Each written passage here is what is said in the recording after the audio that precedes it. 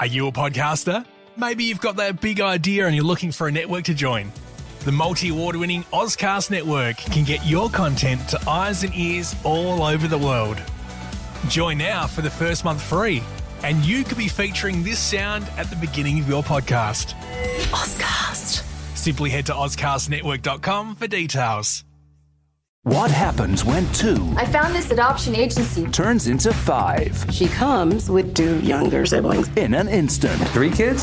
And once? From the creators of Daddy's We Home might have a little bit of a knack for this. I beg to differ. comes Instant Family, the feel-good movie for everyone. Everything's gonna be okay. Thanks, Daddy. Starring Mark Wahlberg, Should we give them a kiss goodnight? You guys are overthinking this. Rose Byrne, and Octavia Spencer. Instant Family in cinemas February 14. Certificate 12A. The purpose of dialogue is to understand what's being said and why it's being said. In order to understand why, we need to ask careful questions and listen deeply to the answers. Today, let's dive into 7 things you can do to have a successful dialogue with that difficult person.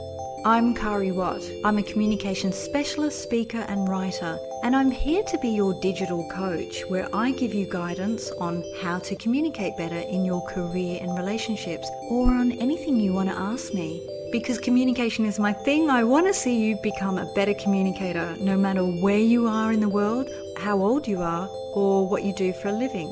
Now, if you're new to my podcast, please subscribe to encourage that I'm actually making a positive influence. And if you're not new and haven't subscribed, come on now, what are you doing? Can you help a girl out? On the Kari Cares podcast.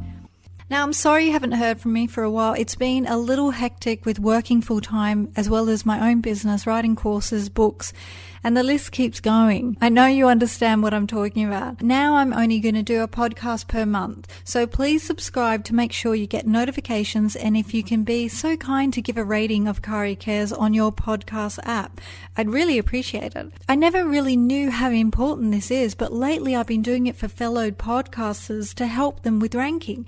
And remember, I will cover business-related topics further down the track, and we will talk about SEO and ranking on Google and all of that, and why it's really, really important. I have covered 4 out of 5 different ways to have a conversation. In podcast 12, we covered dictate, where one person tells you what to do. We don't like being dictated to. In podcast 13, it was debate, where people argue but feel like they're both right. In podcast 14, it was discussion, where this is an open conversation. In podcast 15, we discovered deliberation, which is the joint decision making. Now today, let's talk about dialogue, where each person explores the other person's point of view or opinion. An excellent dialogue needs to be both a sensitive and open process. You need to be relatively sensitive or empathetic to avoid hurting the other person's feelings. Now, when you're being overly sensitive to others, you need to stop taking things personally. Being open and ready to accept someone's opinion can often hurt the ego. The process of mutual concern and determination to explore our inner depths can often lead to remarkable insights and can break down many barriers between people. You can start a dialogue with a simple question, like when you ask why, it helps to get the person to reflect on a deeper level. And if you show respect towards them, you'll encourage honest answers. Now, you can do this by saying something like, "That's interesting. What's the thought behind that?" This simple question will start the process of speaking openly. You can encourage it further by admitting weaknesses of your own. Be careful, as the other person may see it as either you're seeking therapy or exposing a vulnerability that can be used against you. You can even set the scene by talking first about being open before diving into deeper issues. Some individuals may find questions to be a critical analysis of their work or themselves. Often these people become negative really quickly and may take what you're saying personally. This is where you need to watch out how you say things and keep the lines of communication open.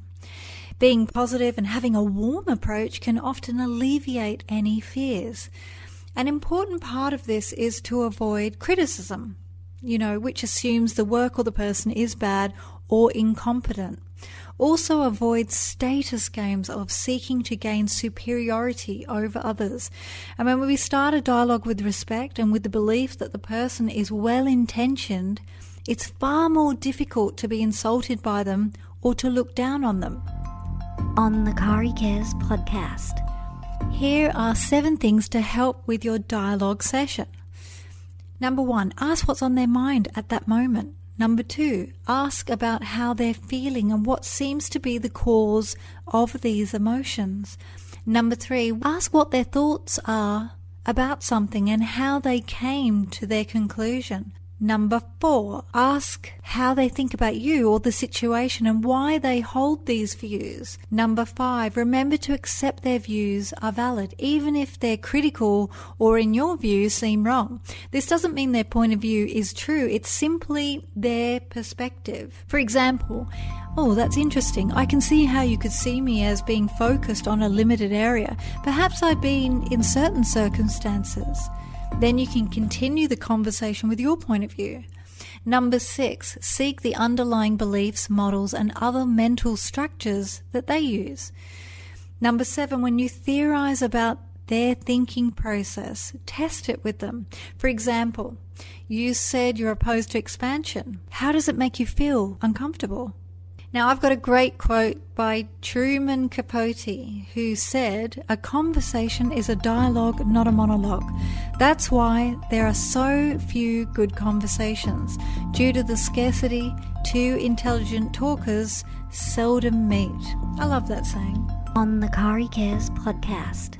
Did you know that dialogue comes from the 2 Greek words dia, meaning through, not to, and logos, meaning words?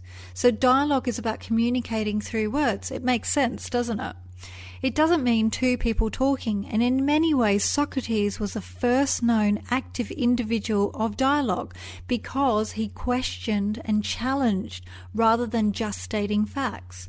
Now, many of us wear protective masks socially and to protect our vulnerable inner selves.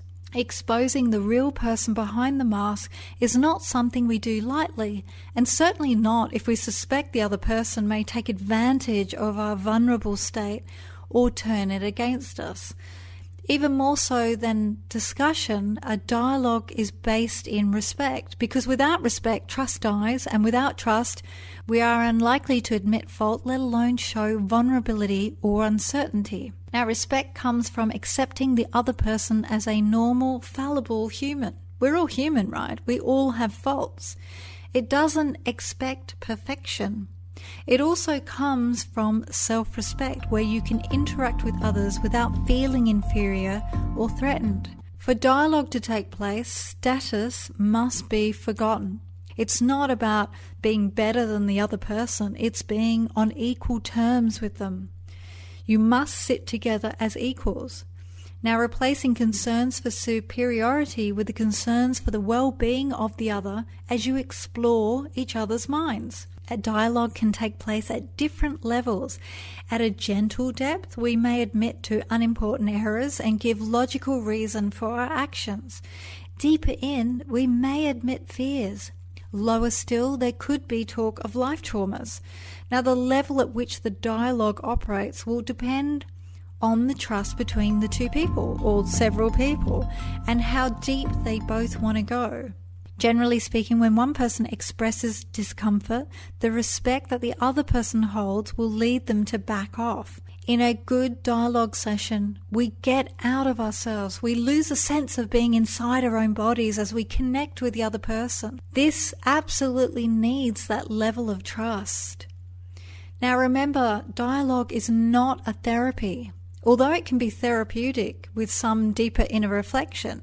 In therapy, there is a doctor-patient relationship where one person is bearing their soul and the other person is making adjustments. When a person confides in another through conversation, the second person offers advice where both are in a state of personal openness. Now, most of us could really benefit from more dialogue in our lives. where its intensity may be exhausting, but it can also be invigorating and deeply satisfying. Dialogue often deepens relationships as we truly understand not just the other person, but humanity on a whole as well. We can also gain deep insights on our own life, and these elements can be truly healing. Thanks for listening. Remember to subscribe for some good vibes, and next podcast I'll cover communication skills, nearly everything you need to know for your career. Thanks for listening. Please subscribe for some good vibes, and because it's free, give this away. Share it with friends or colleagues who could use a little help. Give it to them because they can listen to it privately, and it may significantly change the outcome of their lives. See you next time, because communication is my thing and now it's your thing. Well, I hope it's your thing. I hope it becomes your thing. Is it your thing? On the Kari Cares podcast. Are you a podcaster? Maybe you've got that big idea and you're looking for a network to join. The multi-award-winning Ozcast Network can get your content to eyes and ears all over the world. Join now for the first month free, and you could be featuring this sound at the beginning of your podcast. Ozcast.